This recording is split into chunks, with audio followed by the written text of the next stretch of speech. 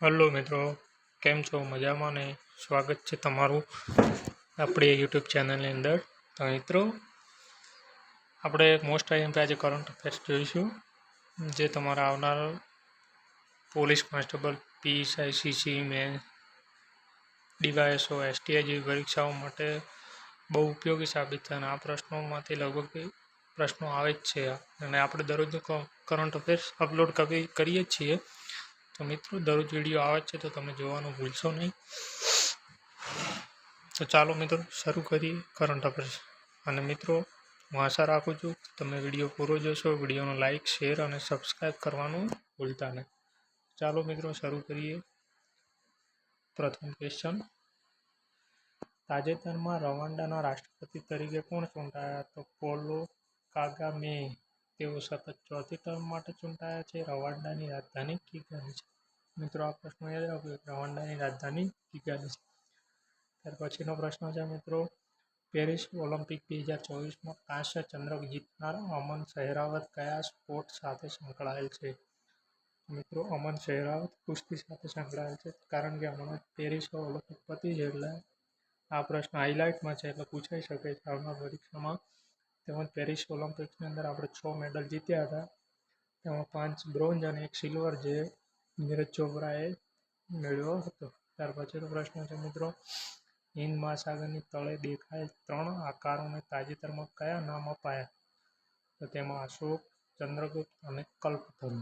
ત્યાર પછીનો પ્રશ્ન છે મિત્રો: ઉદાર શક્તિ 2024 નામની દ્વિપક્ષી વાયુદળ કવાયતમાં હાલમાં કયા દેશોએ ભાગ લીધો? તો ભારત અને મલેશિયા. મિત્રો, આ પ્રશ્ન પણ પૂછાઈ શકે છે કરંટ અફેર્સમાં, કારણ કે આપણા ભારત દેશ દ્વારા ઘણા દેશો સાથે દ્વિપક્ષીય કવાયતો થતી હોય, યુદ્ધ અભ્યાસ થતા હોય છે, જે મિત્રો ટેકનોલોજીની દ્રષ્ટિએ પણ પૂછાય છે અને કરંટ અફેર્સની દ્રષ્ટિએ પણ પૂછાઈ શકે છે. ત્યાર પછીનો પ્રશ્ન છે મિત્રો: grand caller of the order નામે તિમોર લેસ્તેનું સર્વોચ્ચ નાગરિક સન્માન હાલમાં કયા ભારતીય નેતાને મળ્યું? તો તેનો જવાબ છે મિત્રો દ્રૌપદી મુર્મુ.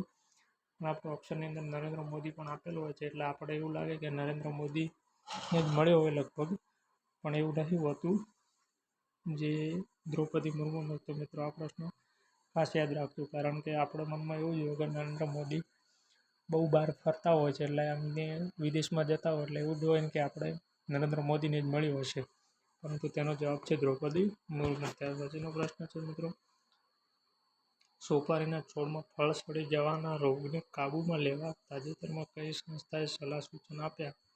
તેનો આન્સર છે મિત્રો પાક સંશોધન કેન્દ્ર કાસરાગોડ. ત્યાર પછીનો પ્રશ્ન છે મિત્રો: હાલમાં સમાચારમાં ચમકી ગયેલો કિલીમંજારો કયા દેશમાં આવેલો છે? તો તાંઝાનિયા.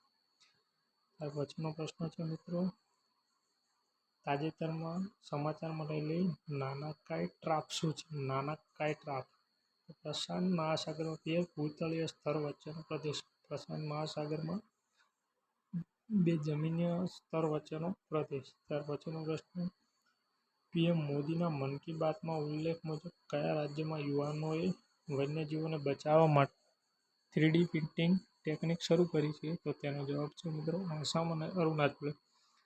આ ટેકનિકમાં પ્રાણીઓના શિંગડા અને દાંતના ચિત્રોને બનાવીને તેને ડ્રેસ તેમજ ટોપી પર લગાવીને વેચે છે, જેનાથી વન્યજીવોનો શિકાર થતો રોકી શકાય છે. ત્યાર પછીનો પ્રશ્ન છે મિત્રો: યુનિફાઈડ સ્કીમ લાગુ કરનાર પ્રથમ રાજ્ય કયું બન્યું છે? તો મહારાષ્ટ્ર. મિત્રો, યુનિફાઈડ સ્કીમની અંદર કર્મચારીઓને પેન્શન આપવા બાબતે, જેમાં 23 લાખ કર્મચારીઓને પેન્શન આપવામાં આવે, અને આ કાયદો હમણાં 2 દિવસ પહેલાં જ બન્યો હતો. આ સ્કીમ 2 દિવસ પહેલાં કેન્દ્ર સરકારે રજૂ કરી હતી, જેમાં પ્રથમ લાગુ કરનાર મહારાષ્ટ્ર રાજ્ય. તો મિત્રો, આ હતું આપણું આજનું કરંટ અફેર્સ. તમારો ખૂબ ખૂબ આભાર કે તમે વિડીયોનો પૂરો જોયો, અને વિડીયોને શેર, લાઇક અને સબસ્ક્રાઈબ કરવાનું ભૂલતા નહીં. અને આવા જ વિડીયો મેળવવા માટે મિત્રો ચેનલને સબસ્ક્રાઈબ કરો અને નોટિફિકેશન બેલ આઇકન દબાવવાનું ભૂલતા નહીં, કારણ કે આવનાર વિડીયોની નોટિફિકેશન તમને મળતી રહે. અને આપણે દરરોજ કરંટ અફેર્સના વિડીયો શેર કરતા હોય છે, તો મિત્રો દરરોજ જોવાનું ચૂકતા નહીં.